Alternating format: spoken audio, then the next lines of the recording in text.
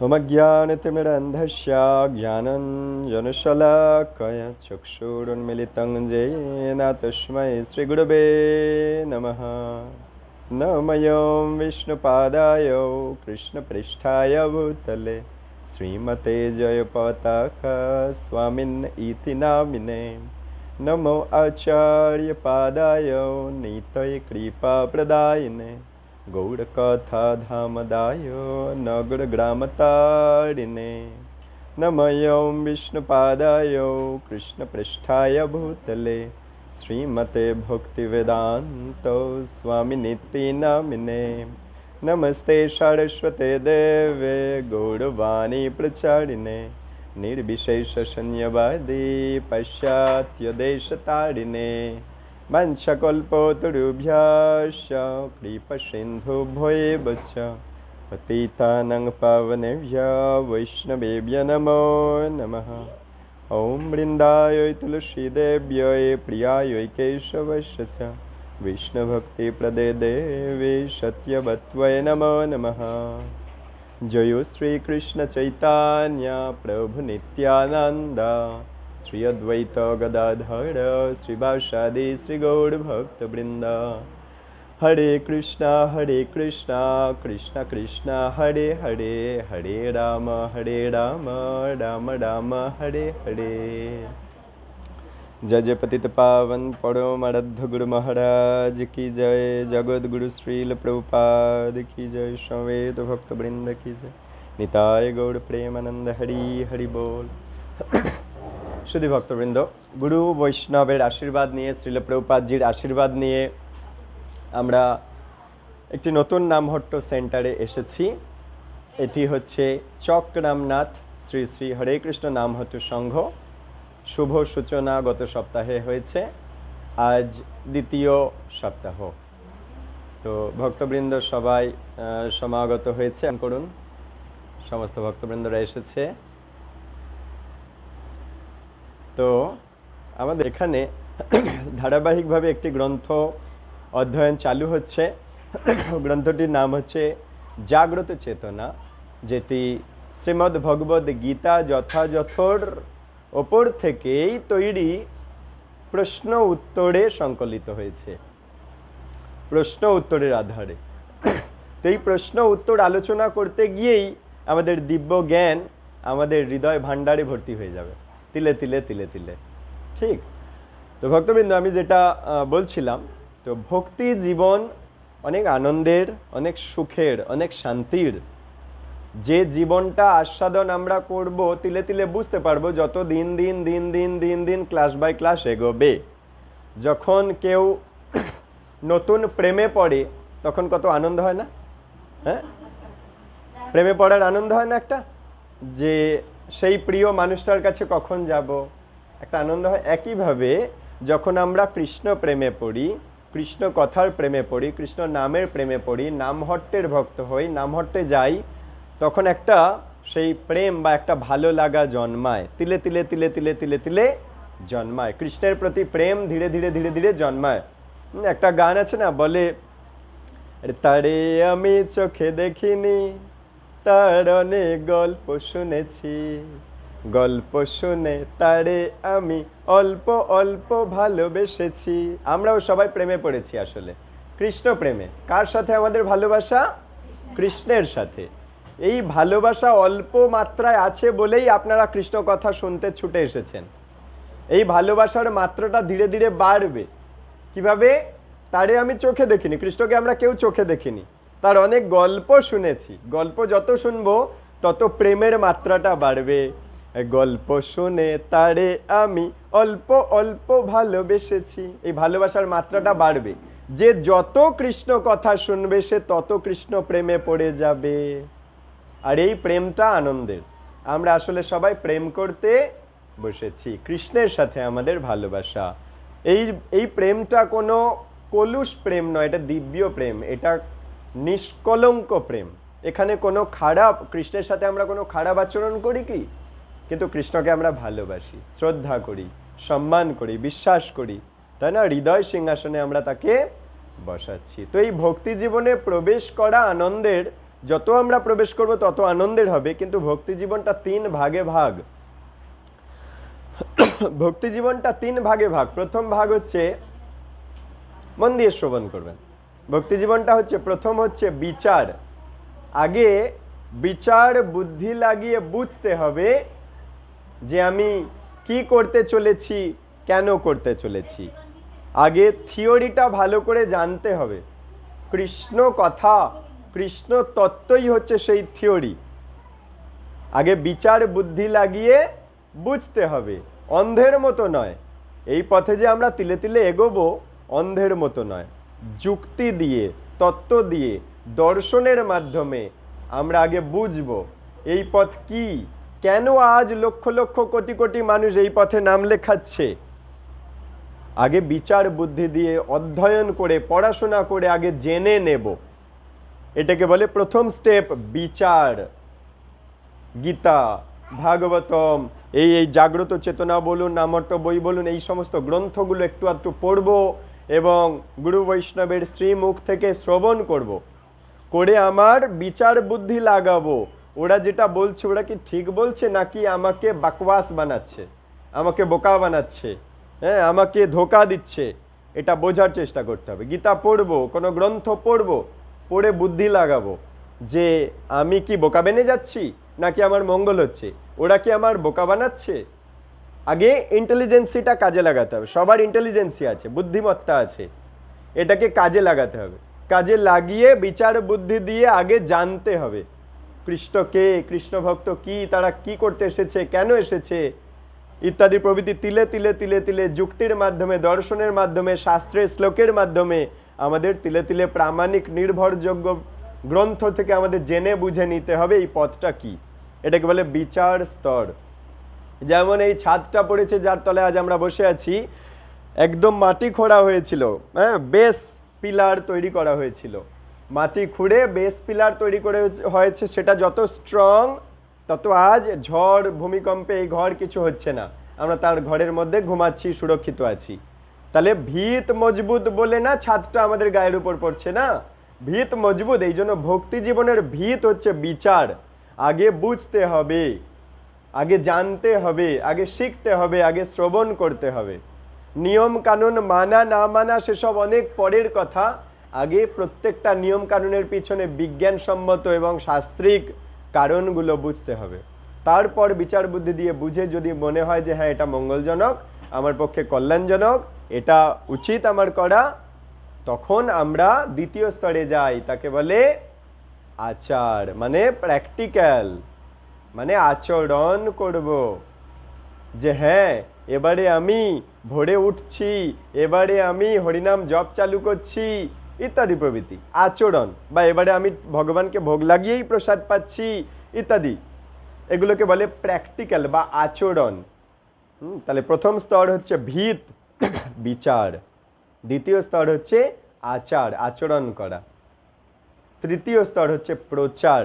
যখন কেউ আগে সব কিছু জানলো এবং জানার পর মানা চালু করেছে, মানে বিচার স্তর আচার স্তর পার করেছে, তখন সে আসে প্রচার স্তরে, অর্থাৎ সে অপরকে এবারে জানায় এবং মানায়।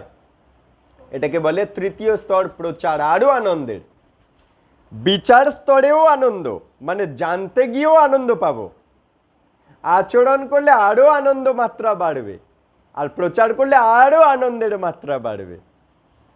অর্থাৎ নিজে ভালো জিনিসটা পেয়েছি, আমি অপরকে দান করব, এটাকে বলে প্রচার স্তর বা তৃতীয় স্তর। তাহলে প্রথম স্তরের নাম কি বলুন? বিচার। দ্বিতীয় স্তরের নাম আচার। তৃতীয় স্তরের নাম প্রচার। তাহলে আপনারা কি এখন প্রচার স্তরে পৌঁছে গেছেন?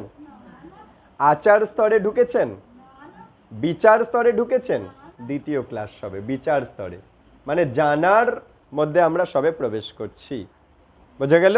তাহলে থিওরি প্র্যাকটিক্যাল এই দুটো করলে সে ভালো স্টুডেন্ট হয়, ভালো স্টুডেন্ট হলে তারপরে সে ভালো টিচার হয়, মানে অপরকে তখন জানাতে পারে। Clear cut? ওকে। তো এখন আমরা জাগ্রত চেতনা আমাদের জীবনে প্রথম গ্রন্থ অধ্যয়ন আমরা করা চালু করছি। জাগ্রত চেতনা প্রশ্ন উত্তর হিসেবে আমরা ধীরে ধীরে জানার চেষ্টা করব। তো যার ভক্তি জীবন, যে যত ভক্তি জীবনে দৃঢ় হতে চায় তাকে অধ্যয়ন করতে হবে, শ্রবণ করতে হবে, বেশি বেশি অধ্যয়ন করতে হবে, বেশি বেশি শ্রবণ করতে হবে, এবং তাহলে তার বিচার স্তর স্ট্রং হবে। বিচার স্তর স্ট্রং হলে আচরণ করতেও তার ভালো লাগবে, তখন কেউ এসে তাকে টলাতে পারবে না যে এই এটা কি করছিস। তখন আপনি কুসংস্কারের মতো এগোবেন না, আপনি তাকে বুঝিয়ে দেবেন এটা আমি এই করি এই কারণে, এর পিছনে এই বিজ্ঞানসম্মত কারণ আছে। মনে করুন উলু কেন দিল, তার পিছনে বিজ্ঞান আমাদের বুঝতে হবে, উলুর পিছনে কারণটা কি, ঘণ্টার ধ্বনির পিছনে কারণ কি, কাঁসির ধ্বনির পিছনে কারণ কি, ওই মেটেরিয়ালটা কি দিয়ে তৈরি, যার সাউন্ড ওয়েভ তৈরি হলে সেটা পরিবেশে কি তার প্রভাব পড়ে, ব্রহ্ম মুহূর্ত কি, ভোরবেলা ওঠা কাকে বলে, ভোরবেলা স্নান করলে আমাদের শরীরে কি তার গুড এফেক্ট হয়, সেগুলো সব জানতে হবে। ধীরে ধীরে প্রত্যেকটার পিছনে বিজ্ঞানসম্মত শাস্ত্রিক কারণও আমাদের জানতে হবে। একাদশী কি কেন করে, একাদশী করলে আমাদের শরীরে তার কি প্রভাব পড়ে, কেন এই 11 নম্বর দিনে করে, কেন এই পঞ্চশস্য ছাড়া হচ্ছে, এভরিথিং তিলে তিলে তিলে তিলে তিলে তিলে তিলে তিলে আমাদের ভিতটা আমরা মজবুত করব। এর জন্য শ্রবণ করতে হবে, এইটা হচ্ছে সবচাইতে ভাইটাল জিনিস। ভগবানকে লাভ করতে গেলে এই 3টে স্তর আপনাকে অতিক্রম করতে হবে, তবে জন্ম মৃত্যু জরা ব্যাধির চক্র থেকে আপনি বেরোতে পারবেন। এবং তত্ত্বত যখন জেনে বুঝে আপনি কৃষ্ণচরণ ভজন করবেন, কৃষ্ণ খুব খুশি হন যে ও আমাকে মূর্খের মতো আমার সাথে ভালোবাসে না, আমি ব্যক্তিটিকে ভালো করে বুঝেছে, আমার উপদেশগুলো ভালো করে বুঝেছে, তবে আমার প্রেমে পড়েছে। নইলে কি হয়, প্রেম 2 দিন পরে ভেঙে যায়। যদি আমি যার সাথে প্রেম করছি তাকে ভালো করে না চিনি, 2 দিন পরে আমার ডিভোর্স হয়ে যেতে পারে, মানে 2 দিন পরে আমি ভক্তি জীবন ছেড়ে দিতে পারি, ঠিক কি না? কিন্তু আমি যদি সেই কৃষ্ণের সাথে ভালোবাসায় যুক্ত হচ্ছে, আমি যদি কৃষ্ণ ব্যক্তিটিকে ভালো করে বুঝি এবং যদি বুঝতে পারি যে হ্যাঁ এই ব্যক্তিটিই আমার উদ্ধার করতে পারে, তখন কি আর কৃষ্ণের সাথে আমার ডিভোর্স হবে? অনেক ব্যক্তি ভক্তি জীবনে এগোয়, কিছুদিন মানে ভালো করে পড়াশোনা টোনা করে না, জানা বোঝা করে না, কিছুদিন পরে ভালো লাগে না জব করতে বলে ছেড়ে দেয়। জবের পিছনে বিজ্ঞানটা জানেই না সে, তাই আর ভালো লাগছে না, ছেড়ে দেয়। এগুলো ওই জন্য আমাদের আগে তাকে বুঝতে হবে, প্রত্যেকটা প্র্যাকটিক্যাল করার আগে তার থিওরিটা বুঝতে হবে। বোঝা গেল? এটা মূল জিনিস। তো ভক্তবৃন্দ, আমরা জাগ্রত চেতনা গ্রন্থ অধ্যয়ন করছি। এখানে ফার্স্ট কোয়েশ্চেন হচ্ছে আমি কে। First question, who am I? কে আমি? আমার পরিচয়টা কি? তো আমি মজা করে উত্তর দিলাম কি, আমি রাজু সাহা। কিন্তু রাজু সাহা হচ্ছে এই ব্যক্তির দেহটার নাম। এই দেহটার ছবি ব্যাংকের পাসবইয়ে, এই দেহটার ছবি আধার কার্ডে, এই দেহটার ছবি ভোটার আইডি কার্ডে। হ্যাঁ কি না বলুন? তাহলে আমি যেই বললাম আমি কে, উত্তর দিলাম আমি রাজু সাহা, তাহলে এটা দেহটার পরিচয় দিলাম। কিন্তু মনে করুন একটা ছেলের ঠাকুমা মারা গেছে, এখন সেই ছেলেটি খুব কাঁদছে, ঠাকুমা তুমি কোথায় গেলে, ঠাকুমা তুমি কোথায় গেলে। কিন্তু আমরা সবাই গিয়ে দেখতে পাচ্ছি ঠাকুমা তো দিব্যি যেমন শুয়েছিল তেমন শুয়ে আছে বিছানায়, কিন্তু সে বলে যাচ্ছে কি ঠাকুমা তুমি কোথায় গেলে, ঠাকুমা তুমি কোথায় গেলে। তাহলে আসল ঠাকুমা কে? এই ঠাকুমার মধ্যে হাত পা চোখ কান নাক জিভ ত্বক সবই তো আছে, দেহ আছে, পোশাক আছে, সব আছে, মাথা আছে, কিডনি আছে, সব আছে, কিন্তু সব আছে কিন্তু কিছু নেই। বলুন তো কি নেই? আত্মাটা নেই। তাই ওই নাতিটি কাঁদছে, ঠাকুমা তুমি কোথায় গেলে। তাহলে আসল ঠাকুমা কে, দেহ না আত্মা? তাহলে আমি কে যদি প্রশ্ন আসে, এটার হাসি ঠাট্টা মজা মস্করার উত্তর হচ্ছে আমি এই দেহটি, কিন্তু সিরিয়াসলি যদি উত্তর দিই আমি হচ্ছি আত্মা। I am the spirit soul, I am the part and parcel of Krishna. কৃষ্ণের দেহের অংশ হচ্ছে আমরা, আমার আত্মাটা কৃষ্ণের দেহের অংশ।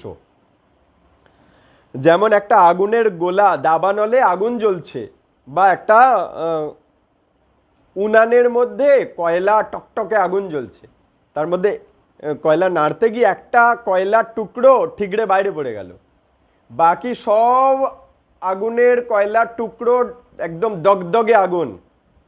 কিন্তু যেটা বাইরে পড়ে গেছে সেটা ধীরে ধীরে ধীরে ধীরে আলো কমে যাচ্ছে, লাল থেকে ধীরে ধীরে ধীরে ধীরে কমে গিয়ে ছাই হয়ে গিয়ে একসময় তার আগুন নিস্তেজ হয়ে যাচ্ছে। একইভাবে আমাদের আসল পরিচয়টা এখানেই লুকিয়ে আছে। যখন আমরা কৃষ্ণকে ভুলে যাই, ওই উনুন থেকে একটা কয়লার টুকরো পড়ে বাইরে পড়ে যাওয়ার মতো।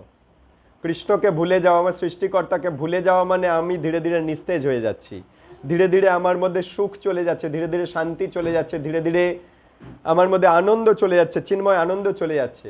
কেন? কৃষ্ণ ব্যক্তিটি যেমন ওই উনুনটা টকটকে তাপ আর আলো দুটো ওর মধ্যে আছে, কিন্তু যে আলাদা হয়ে যাচ্ছে তার মধ্যে তাপ আর আলো ধীরে ধীরে কমে যাচ্ছে।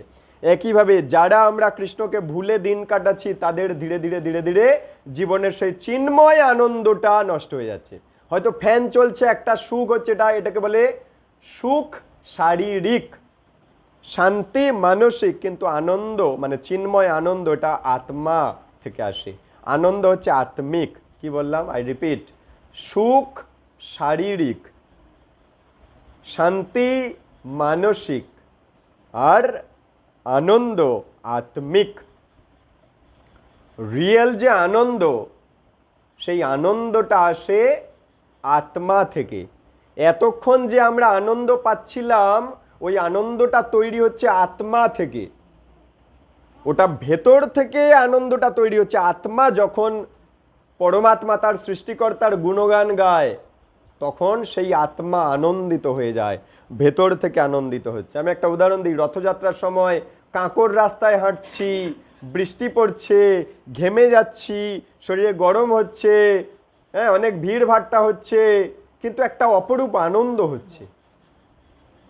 দেখুন, আমি কি বললাম? সুখ ওটা নয় কিন্তু। কেন? শরীর তো ওই মুহূর্তে শরীরের ফেভারেবল কন্ডিশনে নেই। কাঁকড় রাস্তায় হাঁটছি, ওটা কি শরীরের জন্য? খালি পায়ে কাঁকড় রাস্তায় হাঁটছি, এটা কি আমার এই বডির জন্য ফেভারেবল কন্ডিশন?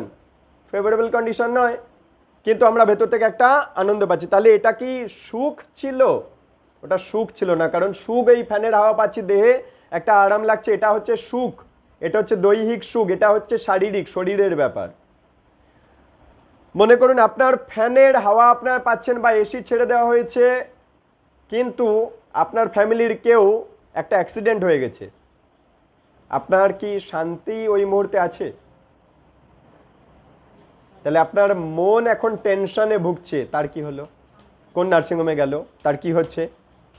তাহলে আপনাকে রাখা হয়েছে একটা বডির জন্য ফেভারেবল কন্ডিশনে, ফ্যান চলছে, এসি চলছে, সব কিছু, কোনো ঝামেলা ঝঞ্ঝাট নেই, ঝড় বৃষ্টি কিছু আপনি বুঝতে পারছেন না, কিন্তু আপনি কি এই মুহূর্তে ভালো আছেন? আপনার মন কি শান্ত? শান্তিতে আছেন কি? কেন?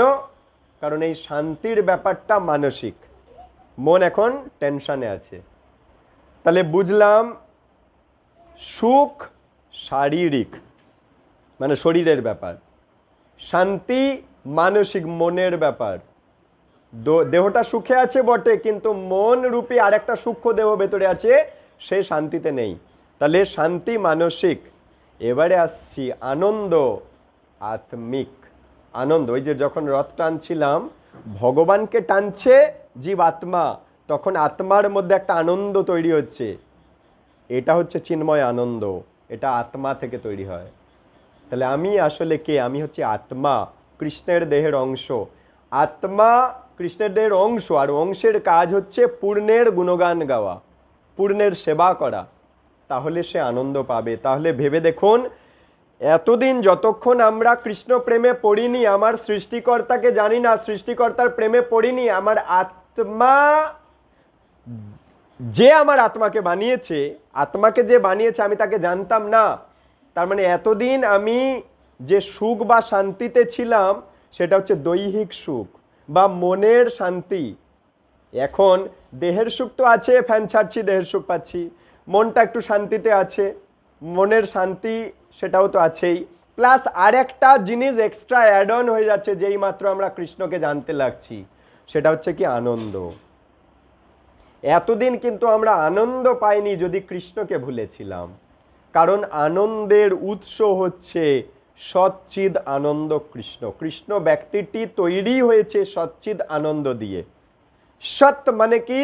নিত্য। কৃষ্ণ ছিল, আছে, থাকবে। আর কৃষ্ণের দেহের অংশ আত্মাটাও সৎ। সৎ মানে হচ্ছে নিত্য, বাংলা কথায় নিত্য।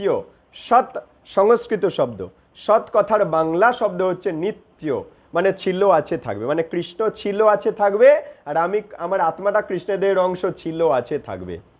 তাহলে কৃষ্ণ ব্যক্তিটি তিনটে জিনিস দিয়ে তৈরি, সৎ, চিত আর আনন্দ। সৎ মানে বুঝলাম ছিল, আছে, থাকবে। চিত মানে হচ্ছে চেতনা, মানে জ্ঞানময়। কৃষ্ণ ব্যক্তিটি জ্ঞানময়, আর আত্মা তারই দেহের অংশ। সে আজ এই মায়ার জগতে গিয়ে তার প্রকৃত জ্ঞানটা আড়াল হয়ে আছে, ঢাকনা পড়ে আছে, আবরণ হয়ে আছে। আবার যখন সে কৃষ্ণ কথা শোনে, প্রকৃত জ্ঞানটা জেগে ওঠে। চিত মানে চেতনাটা জেগে ওঠে, তখন তার চৈতন্য রাখতে হয়। যাদের চেতনা জেগে যায় তাদের চৈতন্য রাখতে হয়। আর যারা চৈতন্য রাখে না তারা এই সমস্ত জ্ঞানগুলো পায়নি, তাই চেতনার উল্টো অচেতন, মানে মূল জ্ঞান তাদের এখন জাগেনি, গোড়ার জ্ঞান। কে আমি, আমাকে বানালো কে, এই চেতনা জাগেনি। তাই জন্য কি হয়? অচেতন। সেই জন্য কি হয়? সেলুনে গিয়ে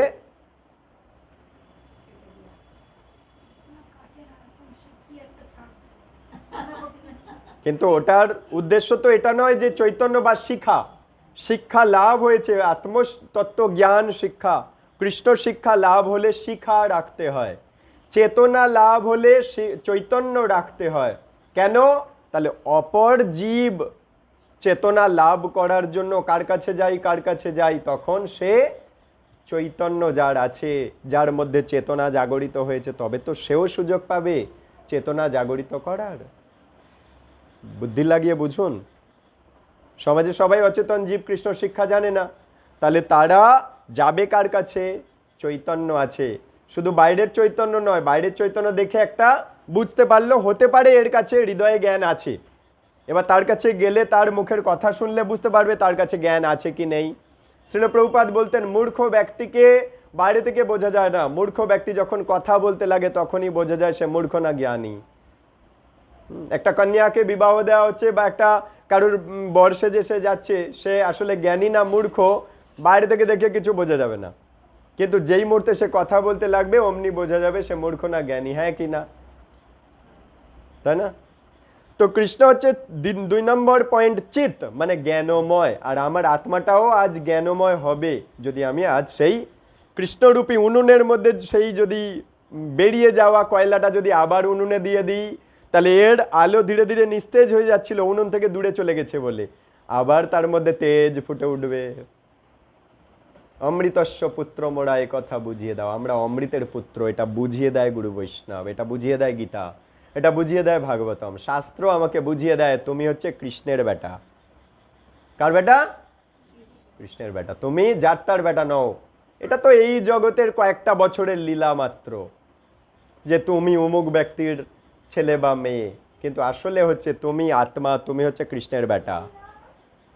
মনে থাকবে? তাহলে আমি কে না? আমি চিন্ময় আত্মা, আমি জড় দেহ নই। তাহলে রোজ সকালে বা রোজ বিকালে বা রোজ সন্ধ্যা আয়নাতে আপনি যে দৃশ্যটা দেখছেন, এটা কি আপনার আসল পরিচয়? যদি তাই হতো তাহলে ঠাকুমা তুমি কোথায় গেলে বলছে কেন নাতিটি? ঠাকুমা বেরিয়ে গেছে, আত্মা বেরিয়ে গেছে, ওই আত্মাটাই তার ঠাকুমা। তো আত্মা যে বানিয়েছে সে কত দয়াময় ভাবুন। মনে করুন আমরা কোনো কন্যাকে ভালোবাসছি, কোনো সন্তানকে, পুত্রকে ভালোবাসছি, হ্যাঁ, বা স্বামীকে ভালোবাসছি, বা স্ত্রীকে ভালোবাসছি, বা বন্ধু বান্ধব আত্মীয় পরিজনদেরকে ভালোবাসছি, ততক্ষণই ভালোবাসা থাকে যতক্ষণ তার হৃদয়ে আত্মা পরমাত্মা বসে আছে। এবার যখন আত্মা পরমাত্মা বেরিয়ে যাচ্ছে তখন বলা হচ্ছে ওকেও ঘর থেকে বের করে দাও, তাই না? যে এত খেটে খুটে সবকিছু বানালো তাকে ঘর থেকে বের করে দেওয়া হচ্ছে। এর চেয়ে নির্দয় আর কি হতে পারে? এর চেয়ে নির্দয় আর কি হতে পারে বলুন?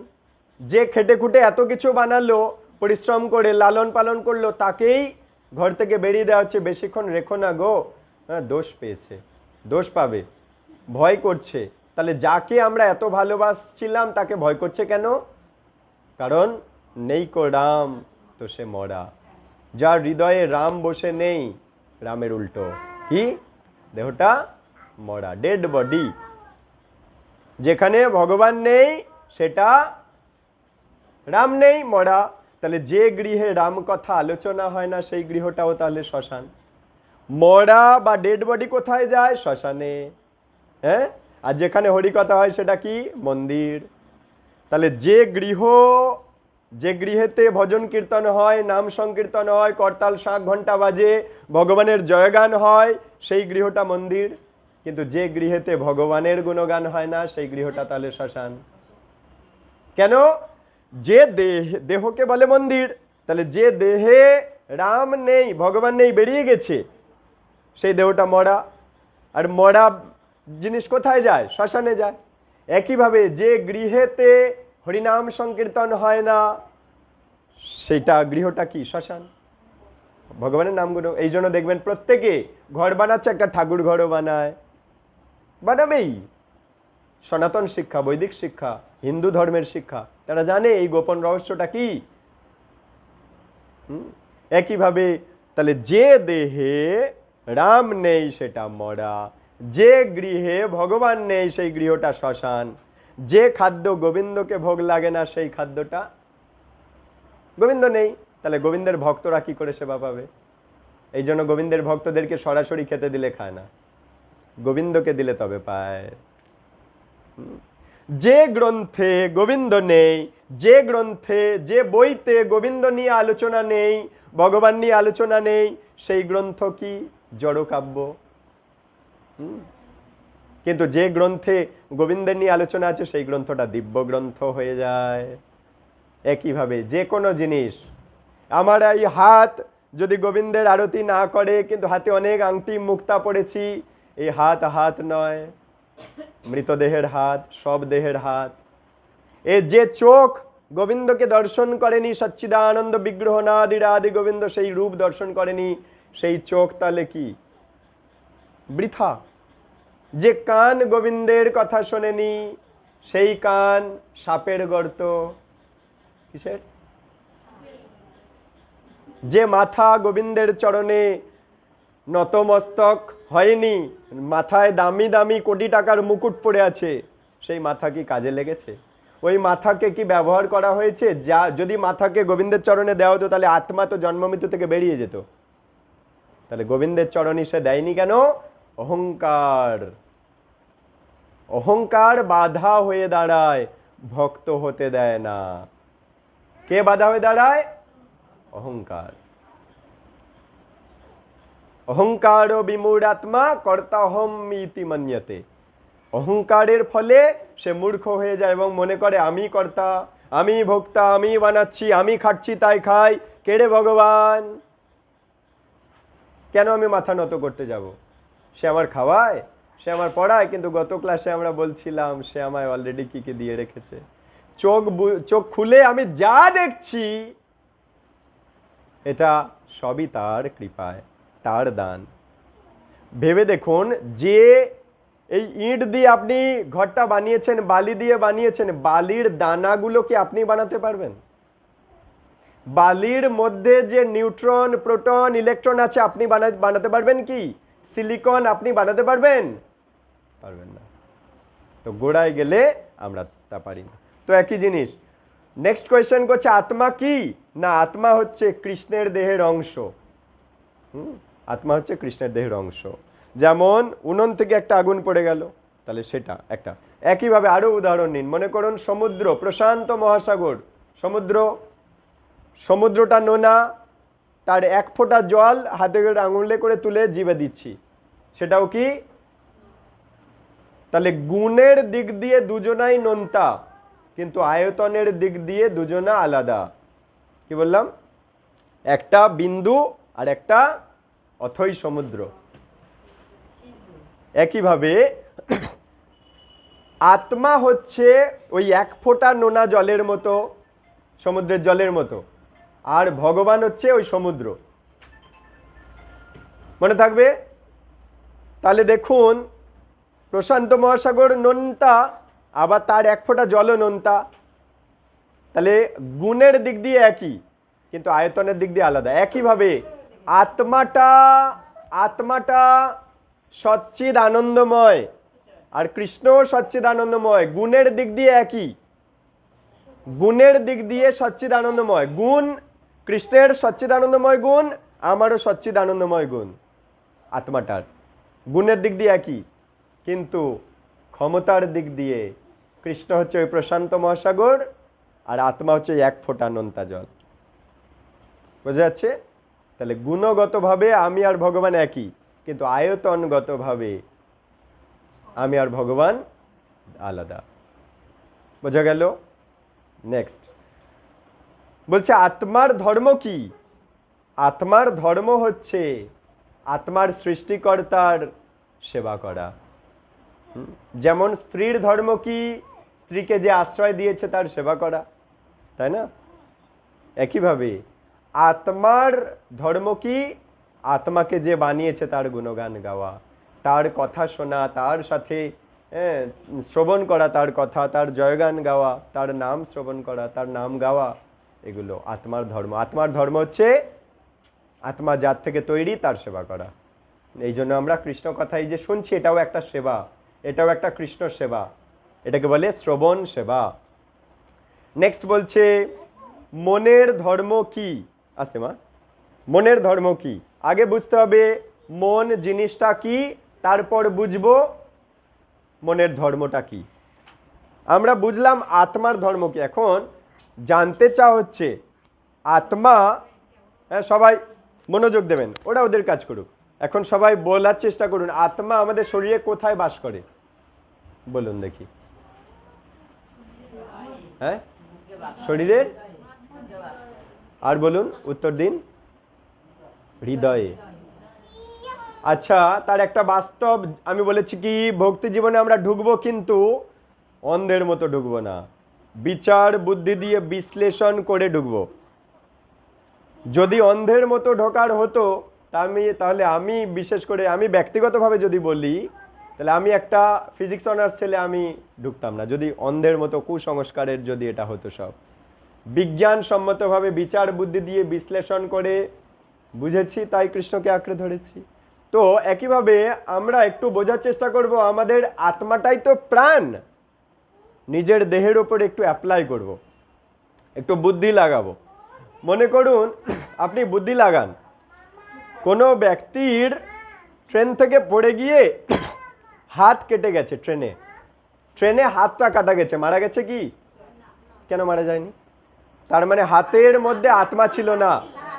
তার মানে বোঝা গেল হাতের মধ্যে আত্মা বাস করে না, প্রমাণ হয়ে গেল। দর্শনের মাধ্যমে, যুক্তির মাধ্যমে, ইন্টেলিজেন্সি দিয়ে প্রমাণ হয়ে গেল হাতের মধ্যে আত্মা বাস করে না। ঠিক? নেক্সট মনে করো কারোর পা কাটা গেল, তবু বেঁচে আছে। হ্যাঁ, বেঁচে আছে। কারোর কান কাটা গেল, বেঁচে আছে। কারণ চোখ নেই, একটা চোখ নেই, বেঁচে আছে। দুটো চোখ নেই, বেঁচে আছে। কারোর একটা কিডনি নেই, বেঁচে আছে। তাহলে ভাবুন, এইভাবে আমরা বুঝতে পারছি যে আমাদের শরীরে কার্যকলাপটা ঠিকঠাক চলার মতো ম্যাক্সিমাম যতটা ক্ষয় না হলে, যতটা ক্ষতি না হলে শরীরটা মধ্যে আত্মা বাস করতে পারবে, সেই রকম পরিস্থিতি, সেরকম ম্যাক্সিমাম পরিস্থিতি পর্যন্ত আত্মা এই দেহের মধ্যে থাকছে। হাত কাটা গেছে, যন্ত্রণা হচ্ছে, তবু বেঁচে আছে। পা কাটা গেছে, বেঁচে আছে। চোখ কানা হয়ে গেছে, বেঁচে আছে। কানে শুনতে পাচ্ছে না, বেঁচে আছে। কিডনি খারাপ, তবু বেঁচে আছে। কিন্তু ভেবে দেখুন তো, হাত ভালো, পা ভালো, চোখ ভালো, নাক ভালো, কান ভালো, সব ভালো, হৃদয়টা খুলে নিয়ে অন্য ব্যক্তির মধ্যে বসিয়ে দেওয়া হয়েছে, আর এই ব্যক্তিটার দেহে হৃদয়টা নেই। দেহটা চলবে? হৃদয়ে পাম্পটা করাচ্ছে কে? ওই আত্মা আর পরমাত্মা থেকে শক্তি আসছে, হৃদয়ে পাম্প হচ্ছে। নইলে সারা জীবন ধরে পাম্প হয়েই যাচ্ছে, শক্তিটা পাচ্ছে কোথা থেকে? সামান্য একটুখানি নিচতলা থেকে জল ওপরের তলায় যদি তুলতে চাই, ইলেকট্রিক দিয়ে মোটর চালাতে হয়, তাহলে এখানে মোটরটা চলছে কিভাবে? দুক দুক দুক দুক দুক দুক দুক দুক সারা জীবন ধরে এই মোটরটা চলছে কিভাবে? এই মোটরটা চালাচ্ছে, শক্তিটা আসছে কোথা থেকে? এই আত্মা পরমাত্মা হচ্ছে পাওয়ার হাউস, শরীরের পাওয়ার হাউস, শরীরের এনার্জির হাউস। ওখান থেকে আত্মা পরমাত্মা শক্তি দিচ্ছে বলে দেহটা চলছে। এখন যখন হার্টটা নিয়ে খুলে দিলাম, তখন কিন্তু দেখুন আর শরীরটা চলছে না। হার্ট ট্রান্সপ্ল্যান্ট বা এই যে সার্জারি, এক ব্যক্তির হার্ট নিয়ে অন্য ব্যক্তির দেহের মধ্যে দেওয়া হচ্ছে, তাহলে দেখুন, যার হার্ট খারাপ হয়ে গেছে, ভালো ব্যক্তির হার্টটা নিয়ে এ খারাপ হয়ে গেছে যার হার্ট, তার হার্টটা ফেলে দিয়ে এই নতুন হার্টটা দিয়ে দেওয়া হলো, এ বেঁচে গেল কিন্তু এ মারা গেল। হচ্ছে না? তাহলে আত্মা কোথায় থাকে? হৃদয়ে। এবারে নেক্সট কোয়েশ্চেন করেছে মন কি জিনিস, আর মনের ধর্মটাই বাকি। কোয়েশ্চেন করেছে না মন। কার কার মন নেই হাত তোলো। মন আছে তো? স্বামী একটু বকা দিলে কত মনে কষ্ট হয়। আহা, যার জন্য আমি পিত্রালয় ছেড়ে এসেছি, বাবা মাকে ছেড়ে এসেছি, ভাই বোনদের খুনসুটি ছেড়ে এসেছি, যার জন্য আমি দুবেলা রান্না করছি, যাকে না খাইয়ে আমি খাই না, সে আমায় এরম বলতে পারলো? সব ছেড়ে ছুড়ে আমি যার গৃহে আশ্রয় নিয়েছি, নিজের দেহ মন বাক্য যার সেবায় আমি সারা জীবন অতিবাহিত করে দিলাম, সে আমায় এরম বলতে পারলো? গায়ে হাত দেয়নি, মানে শরীরে হয়তো কিছু বলেনি, কিন্তু মুখে বলেছে। শব্দ ব্রহ্ম কত শক্তিশালী দেখুন, ওই শব্দ ব্রহ্মের দ্বারা আপনার মুখটা আজকের একদম বিষণ্ণ। তাহলে ভাবুন তো আপনার কোথায় গিয়ে আঘাতটা হয়েছে, কোথায়? মনে। তার মানে মন একটা ব্যাপার আছে, ওটা কি জিনিস আমরা এবারে খোসা ছাড়িয়ে ছাড়িয়ে আলোচনা করব। মাঝে কেউ অন্যমনস্ক হবে না, তাহলে এত ইম্পর্টেন্ট কথাগুলো মিসিং হয়ে যাবে। কেন এগুলো দ্বিতীয়বার আসবে না, পরের প্রশ্ন, হাজারো প্রশ্ন চলে আসবে, আরো গভীরে আমরা চলে যাব, বেসটা আলগা হয়ে যাবে। যদি মিস করে যাই আমরা, বেসটা আলগা হয়ে যাবে। মাইন্ড, আগে বুঝতে হবে আমাদের শরীরটা আয়নায় দেখতে পাচ্ছি না, আমাদের শরীর কিন্তু দুইটা শরীর। বলুন কি কি শরীর আমাদের? আচ্ছা, তার আগে আরেকটা বাস্তব উদাহরণ নিন। মনে করুন এই ফোনটায় রেকর্ডিং হচ্ছে, হ্যাঁ ফোনটায় রেকর্ডিং হচ্ছে। ফোনটায় যে রেকর্ডিং হচ্ছে, ফোনটায় ক্যামেরা আছে, ফোনটায় ব্যাটারি আছে, ফোনটায় ডিসপ্লে আছে, ফোনটায় সব কিছু, সার্কিট বোর্ড সব কিছু আছে। কিন্তু মনে করুন ফোনটা থেকে সফটওয়্যারটা উড়ে গেছে, ফোনটায় আর এই সমস্ত কাজগুলো হবে? কল করা, রেকর্ড করা, ইন্টারনেট সার্ফিং, ব্রাউজিং কিছু হবে? হবে কি? যদি অপারেটিং সিস্টেমটা উড়ে গেছে, সফটওয়্যার উড়ে গেছে, বলে না আমার ফোনে সব আছে, দেখো চার্জ আছে, সব আছে, সব ভালো আছে, কিন্তু অপারেটিং সিস্টেম উড়ে গেছে, ফোনে কাজ হয়? তাহলে আমাদের শরীরে আজ যে কাজ করছে, অ্যাক্টিভিটি কাজ করছে, এর মধ্যেও অপারেটিং সিস্টেম আছে, অর্থাৎ সূক্ষ্ম দেহ বা সফটওয়্যার আছে। এই ফোনের সফটওয়্যার খালি চোখে দেখা যায় কি? কিন্তু ওটা ছাড়া আবার কাজও হবে কি? কাজও হবে না। একইভাবে আমাদের শরীরের মধ্যে আর একটা সফটওয়্যার আছে, সূক্ষ্ম শরীর, সূক্ষ্ম দেহ, বা ইংরেজিতে যাকে বলে সাবল বডি। কি বলে? আর এই যে স্থূল শরীর, রক্ত মাংসর শরীর, এটাকে বলে স্থূল শরীর, যাকে ইংরেজিতে বলে গ্রস বডি। তাহলে দুটো শরীরের নাম আমি নিলাম, বাংলা দুটোর নাম বলুন কি কি? স্থূল শরীর এটা, আর এর ভেতরে আছে সূক্ষ্ম শরীর। বলুন কি কি? আয়নায় সূক্ষ্ম শরীর দেখা যায়, হ্যাঁ কি না? আয়নায় দেখা যায় স্থূল শরীর, কিন্তু ভেতরে এই যে স্বামী বকা দিয়েছে, আমি কষ্ট পেয়েছি, তাহলে সূক্ষ্ম শরীর আছে, তার মানে সফটওয়্যার আছে। হ্যাঁ, মনে করুন এই ফোনটায় সফটওয়্যারটায় এরর ঢুকে গেছে, কোনো বাগ ঢুকে গেছে, সফটওয়্যারটা হ্যাক হয়ে গেছে, সফটওয়্যারটা ঠিকঠাক কাজ করছে না, তখন কি হয়? ফোনটা কি ঠিকঠাক কাজ করা যায়? বিগড়ে গেছে বলা হয়। একইভাবে মনে করুন আমাদের এই গ্রামে গঞ্জে দেখা যায়, শহরে প্রান্তরে, কোনো ব্যক্তির হাত পা চোখ কান নাক সব ভালো আছে, কিন্তু তার ভেতরে কিছু একটা সমস্যা হচ্ছে, পাগলামি করছে, সে ঠিকঠাক টাইমে খাচ্ছে না, ঘুমাচ্ছে না, ভুল বকছে। তার মানে কি? সফটওয়্যার বিগড়ে গেছে, অপারেটিং সিস্টেম বিগড়ে গেছে। তাহলে ভেতরে আরেকটা দেহ আছে, সেটাকে বলে সূক্ষ্ম দেহ। এবারে আলোচনা করব এই স্থূল দেহটা কি দিয়ে তৈরি, সূক্ষ্ম দেহটা কি দিয়ে তৈরি। স্থূল দেহটা তৈরি হয়েছে 5টা জিনিস দিয়ে, যেমন এই ঘরটার মধ্যে বসে আছি, বলুন ঘরটা কি দিয়ে তৈরি? খোসা ছাড়িয়ে ছাড়িয়ে বলুন। ইট, বালি, cement, rod, putty, tiles, marble, জল লেগেছে, রং লেগেছে, কাঠ লেগেছে, এসব লেগেছে। এবারে বলুন আপনার এই দেহরূপ নগরী বা দেহরূপ বিল্ডিংটা, দেহরূপ ঘরটা বানাতে গিয়ে কি কি লেগেছে বলুন? রক্ত মাংস কি দিয়ে তৈরি হয়েছে বলুন? এই শরীরটা তৈরি হওয়ার বিল্ডিং ব্লক পাঁচটা, কি কি? পাঁচটা বিল্ডিং ব্লক, পাঁচটা বেসিক মেটেরিয়াল, যে পাঁচটা জিনিস দিয়ে এই শরীরটা তৈরি হয়েছে বলুন। না, ওগুলো বেসিক জিনিস নয়। চোখটা কি দিয়ে তৈরি হয়েছে? কানটা কি দিয়ে তৈরি হয়েছে? পুরো দেহটা পাঁচটা জিনিস দিয়ে তৈরি হয়েছে। আমার পরে পরে সবাই বলুন। ক্ষিতি, অপ, তেজ, মরুত, বোম। বাংলায় বলবো এবারে। ক্ষিতি মানে মাটি। মনে করো আমার এই পা থেকে মাংস খাবলা করে তুলে নিয়ে আর মাটি চাপা দিয়ে রেখে দিয়েছি, হ্যাঁ? 6 মাস পরে কি দেখবো? ওই মাংসটার মাংস আছে, মাটি হয়ে গেছে, মাটির সাথে মিশে গেছে। তাহলে এই শরীর মাটি দিয়ে তৈরি, বোঝা গেল।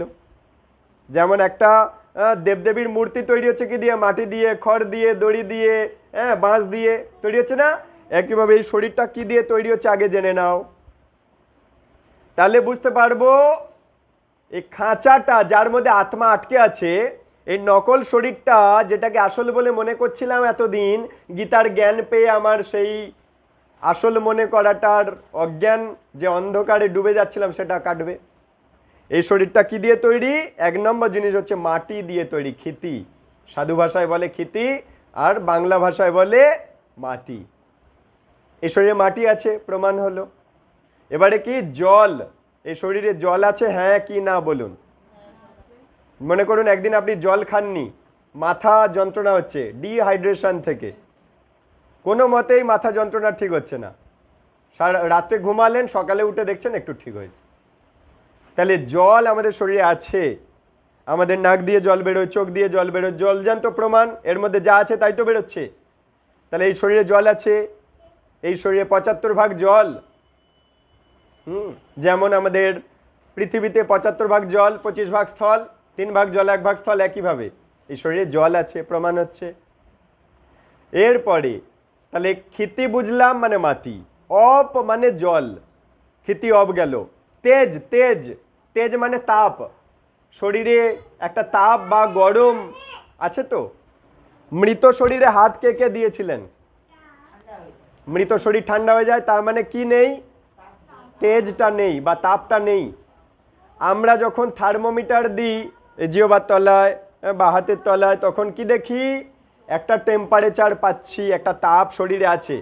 বা কপালে হাত দিয়ে দেখছি একটা তাপ বেড়েছে বা কমে গেছে, বা কিছু একটা নর্মাল নেই। তার মানে আমাদের শরীরের মধ্যে তাপ আছে। মৃত শরীরে তাপটা আর নেই। তাহলে এই শরীর কি দিয়ে তৈরি? ক্ষিতি মানে মাটি দিয়ে তৈরি, অপ মানে জল দিয়ে তৈরি, তেজ, তেজ মানে কি? তাপ দিয়ে তৈরি, ক্ষিতি অপ তেজ। এরপরে কি? মরুত, মরুত মানে কি? বায়ু।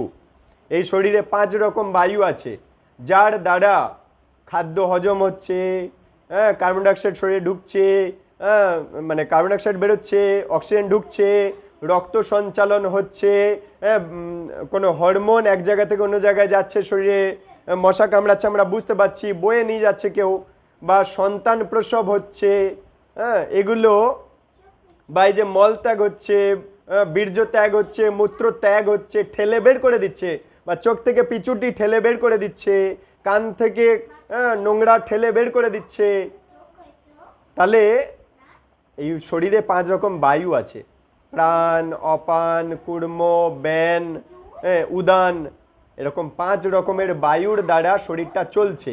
যখন বায়ুতে ডিসব্যালেন্স হয়, তখন প্রাণায়ামের মাধ্যমে বায়ু সঞ্চালন করলে আমাদের শরীরের রোগগুলো কমে যায়।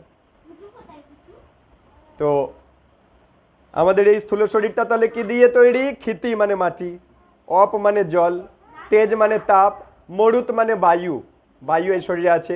কেউ যখন মারা গেছে তখন নাকের কাছে তুলো ধরা হয়েছে, আর কি? মরুত ঢুকছে বেরোচ্ছে, মানে বায়ু ঢুকছে বেরোচ্ছে, আর কিন্তু যতক্ষণ বেঁচে ছিল শরীরে মরুত ছিল, মানে বায়ু ছিল, নিঃশ্বাস। ক্ষিতি, অপ, তেজ, মরুত। এবার বোম, বোম মানে কি? শূন্য স্থান বা আকাশ বাংলা ভাষায় বলা হয়, বা শূন্য স্থান যার মধ্যে দিয়ে অক্সিজেন কণাগুলো যাচ্ছে, কার্বন ডাইঅক্সাইড কণাগুলো যাচ্ছে। ফাঁকা স্থান না হলে যাবে কিসের মধ্যে দিয়ে? ফাঁকা স্থান না হলে সে এগোবে কি করে? মনে করো এই ঘরের লোক ভর্তি হয়ে গেছে, তাহলে তুমি বেরোবে কি করে? ফাঁকা হলে তবে তো বেরোতে পারবে। একইভাবে ফাঁকা স্থান না থাকলে আমাদের শরীরে O2 মলিকিউলগুলো বা এগোবে কি করে? আরবিসি, ডাব্লিউবিসি মলিকিউলগুলো এগোবে কিভাবে? এই জন্য রিসার্চ করে দেখা গেছে আমাদের শরীরে অধিকাংশ জায়গাটাই আসলে ফাঁকা বা শূন্য স্থান। তার মধ্যে ছোট ছোট পার্টিকেলগুলো যাতায়াত করছে, দিয়ে আমরা একটা মাল্টি সেলুলার বডি আমরা পেয়েছি। তো এটাকে বলে শূন্যস্থান বা আকাশ, বা সাধু ভাষায় বলে বোম, বয়জফলা ওকার ম। এই পাঁচটা বস্তু দিয়ে এই স্থূল শরীরটা তৈরি, যেটা আয়নায় দেখছি, কিন্তু এটা আসলে আমি নই। তাহলে ওই নাতিটা বললো, কেন ঠাকমা তুমি কোথায় গেছো? এর ভেতরে আছে সফটওয়্যার বা সূক্ষ্ম শরীর, যাকে ইংরেজিতে কি বলে? সাবল বডি। এই স্থূল শরীরটাকে কি বলে? Gross body. ভেতরে আছে সূক্ষ্ম শরীরটাকে বলে সাবল বডি, SUBTLE, সাবল বডি বা সূক্ষ্ম শরীর বাংলা কথায়। সূক্ষ্ম শরীরটা তিনটে জিনিস দিয়ে তৈরি। কি কি জানো কেউ? বলুন। মন, বুদ্ধি, অহংকার। কি কি দিয়ে তৈরি? মন, বুদ্ধি, অহংকার। যেমন সফটওয়্যার কি দিয়ে তৈরি? 0101 দিয়ে সফটওয়্যার তৈরি, binary code language, assembly language, C language, এগুলোর গোড়া কি? 01010101 দিয়ে লজিক গেটস। তো ফোনের সফটওয়্যারটা তৈরি 01 দিয়ে তৈরি। একইভাবে আমার শরীরের মধ্যে যে সূক্ষ্ম দেহটা আছে, ওটা কি দিয়ে তৈরি? মন, বুদ্ধি, অহংকার, তিনটে জিনিস দিয়ে তৈরি। তাই তো স্বামী বকা দিল বা কেউ বকা দিল, আমার কোথাও একটা গিয়ে আঘাত করেছে। কোথায় সেটা? ওই সূক্ষ্ম শরীরে। মন, বুদ্ধি, অহংকারের তিনটের মধ্যে মনে গিয়ে লেগেছে। আজ আমার সেজন্য মনটা খারাপ। যেখানে গিয়ে তীর লাগে সেই জায়গাটা খারাপ হয়ে যায়। তো মনে করো আমি এই একটা হাতুড়ি দিয়ে জানলাটায় মারলাম, তাহলে জানলাটা ভেঙে যায়। একইভাবে শব্দ ব্রহ্ম আমার মনে গিয়ে আঘাত করেছে, তাই মনটা ভেঙে গেছে, মনটা বিষণ্ণ। তাহলে সূক্ষ্ম শরীর মন। এবারে আমি বুঝলাম আমার শরীরের মধ্যে তাহলে দ্বিতীয় আর একটা শরীর আছে, সূক্ষ্ম শরীর, যেটা তিনটে জিনিস দিয়ে তৈরি, মন, বুদ্ধি, অহংকার। ও, ওই জন্য আমার মনে কষ্ট হচ্ছিল। আচ্ছা, এখন প্রশ্নটা এবারে এসেছে, মনের ধর্ম কি? মনে করো আজকের কি বার? রবিবার। রবিবার বিকেলে এই প্রভুর বাড়িতে নামট্য হয়। এখন মন ওই 0 আর 1 মতো দুটো সিদ্ধান্তের মধ্যে ঘোরাফেরা করে, আইদার যাব অর যাব না, ঠিক না? মনও এই দুটো জিনিসের ওপরে কাজ করে। এখন আমি অঙ্ক করতে বসবো না বসবো না, এখন আমি পাবজি খেলতে বসবো না বসবো না, এখন আমি হরিনাম জপ করতে বসবো না বসবো না, এখন ভাল লাগছে না। তাহলে মন দুটো ডেটার ওপরে কাজ করে। আইদার সংকল্প, মানে ওয়ান স্টেট, পজিটিভ স্টেট বা অন স্টেট বলে। সুইচ, যেমন সুইচ দুটো জিনিসের বেশি কাজ করতে পারে না, হয় অন নয় অফ। একইভাবে মন দুটো জিনিসের ওপরে কাজ করে, হয় সংকল্প নয় বিকল্প। এটা করব না করব না, সিগারেট খাবো না খাবো না, হ্যাঁ, এটা এখন ঘুমাবো না ঘুমাবো না। তো যত কর্ম আমরা করছি হাত পা দিয়ে, তাদেরকে করাচ্ছে মন। মন এই দুটো সিদ্ধান্তের ওপরে ঘোরাফেরা করে। এটাই এখানে কোয়েশ্চেন করেছে, মনের ধর্ম কি? না, মনের ধর্ম হচ্ছে সংকল্প আর বিকল্প। সংকল্প মানে সুইচ অন, কাজটা করব, আমি রাজি আছি, এই বিবাহ আমি করতে রাজি আছি, বা এই বিবাহটা করতে রাজি নেই, এখানে যেতে আমি রাজি আছি, না আমি রাজি নই, আমি যাব না। মন এই দুটো ডিসিশনের ওপরে কাজ করে। সংকল্প মানে অন, বিকল্প মানে অফ। বোঝা গেল? এটাই নেক্সট কোয়েশ্চেন ছিল। টাইমিংয়ের ব্যাপারে কি বলছেন?